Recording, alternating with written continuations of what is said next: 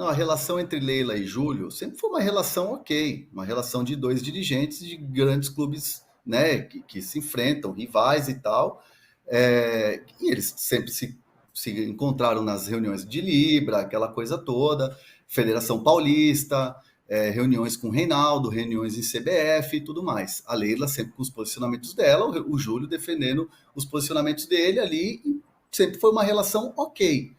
Essa relação começou a dar ruim, essa relação começou a desmoronar num episódio Caio Paulista. O episódio Caio Paulista é um episódio em que fica tudo muito azedo, fica tudo muito ali estranho.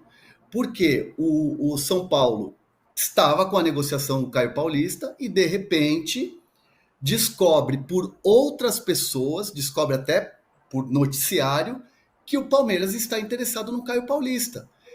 Um dirigente do São Paulo pega a mão no telefone, liga para um dirigente do Palmeiras e fala: vocês estão negociando com o Caio Paulista? E a resposta do outro lado é sim. E aí o São Paulo se sentiu um pouco desapontado. Então, assim, essa relação, que sempre foi uma relação ok, ela acaba com o episódio Caio Paulista. E lá na Supercopa, quando tem aquela foto da Leila com o Casares no Mineirão, um posando do lado do outro, sorridentes e tal, era uma foto de dirigentes, era uma foto de uma final. Não era ali uma coisa assim, somos os melhores amigos. Já não estava legal ali. E agora ela explodiu, ela acabou. Boa, Hernan.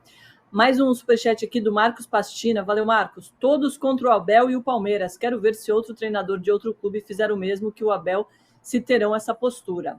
Paulo César, valeu. Ou Paulo César, eu acho, talvez.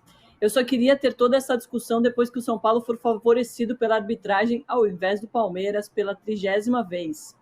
E o Breno Giroto tá mandando aqui, ó. Temo que esse episódio agrave mais ainda a violência do futebol. Essa é a minha preocupação, PVC. Aonde que vai parar isso? Foi o que eu escrevi na segunda-feira e falei para o presidente Júlio Casares. Cara, o tom, acima do tom, 2 dias depois da morte de um torcedor em Belo Horizonte, numa briga que aconteceu a 15 quilômetros do Mineirão e a 7,5 quilômetros da Arena MRV, sendo que os 2 estádios onde havia jogos têm uma distância de 12 quilômetros, o tom, acima do tom, 2 semanas depois de, pela primeira vez, um time visitante ter o seu ônibus vítima de atentado à bomba por uma torcida local, o ineditismo do caso do Fortaleza é que o ônibus de jogadores visitantes foi atacado à bomba pela torcida local. Há outros episódios gravíssimos, como o ônibus do São Paulo ser atacado pela sua própria torcida a tiro em 2021. O ineditismo do caso do Fortaleza é ter sido uma torcida, o time visitante, vítima de atentado à bomba por uma torcida local. E 2 semanas depois, a gente tem uma guerra institucional provocada a partir de uma declaração de erros de arbitragem, ou melhor, 3 lances em que um foi um pênalti de VAR, mas que houve. O segundo foi um lance de interpretação que o VAR não deveria ter chamado. Podia ter marcado o pênalti, sim, mas não era lance do VAR chamar. E o terceiro era cartão vermelho para o Richard Rios. Então, porque também é importante dizer isso aqui, não custa nada separar os 3 lances e analisar os 3 lances. E você pode perfeitamente discordar da minha análise.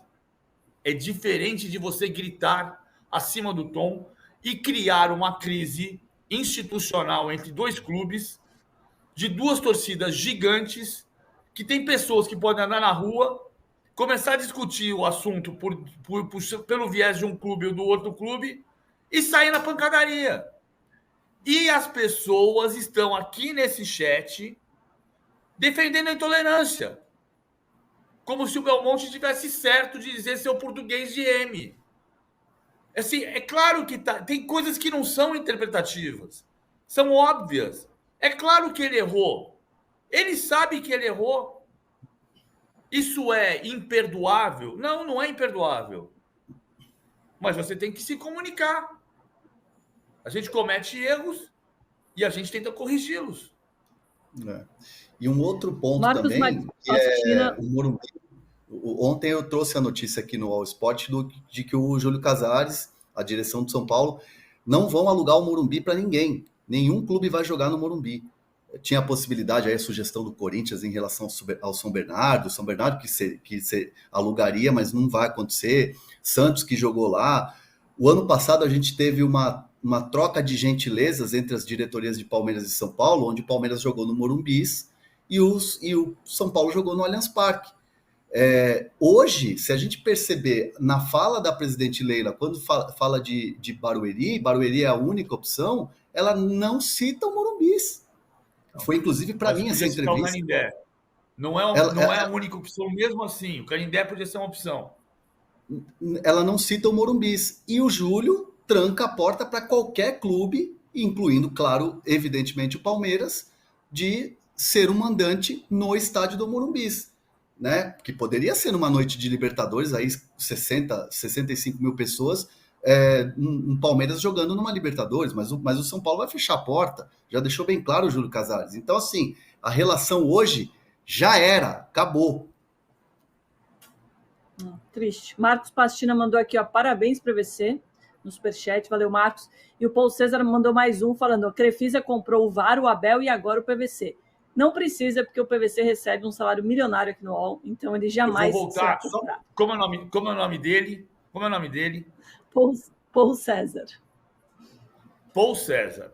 Eu vou lembrar para você o que eu falei ontem sobre Dorit Harazin, que escreve sobre Palestina e sobre Israel, e ninguém pergunta se Harazin é um sobrenome judeu ou árabe.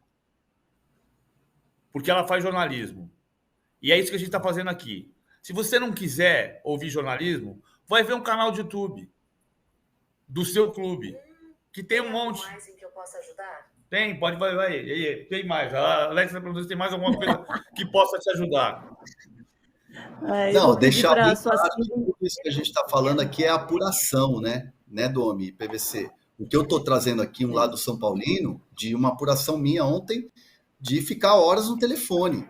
Então, assim, não achem vocês que eu estou aqui passando pano para o que disse Belmonte ou as justificativas do São Paulo. Estou aqui trazendo bastidores e apurações de coisas que acontecem nos corredores do Morumbis e que eu trago para vocês aqui no All Sport. Boa, Hernan. Boa, para você. Vou pedir para a sua Siri pedir likes, hein? Porque número baixo ainda, hein, gente? Por favor. Hernan, o São Paulo anunciou, enfim, o André Silva, atacante de 26 anos, do Vitória de Guimarães. Quanto ficou no final a negociação? Olha, a negociação, num primeiro momento, era 3.800 de euros, 3.800.000 euros. O São Paulo tem 4 anos para pagar de 3,5.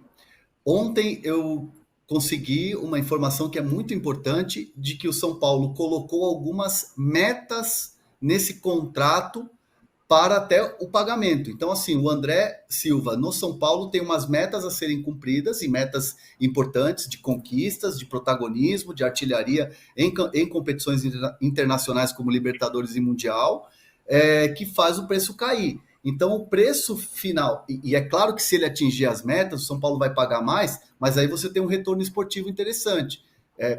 Pelo menos foi isso que eu consegui apurar. Então, a conta deve ficar, no total, em 3.100.000 euros, parcelado em 4 anos, diluído ao longo do contrato, e o São Paulo celebrou bastante esse contrato que foi feito com o André Silva.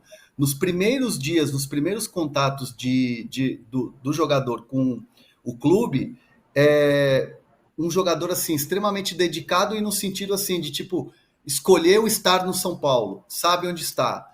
Falou muito de chegar lá e ter o Luiz Fabiano como ídolo, de olhar o Luiz Fabiano como um cara assim que ele gostaria de ser parecido ou ser uma referência ali dentro para ele, um atacante Luiz Fabiano.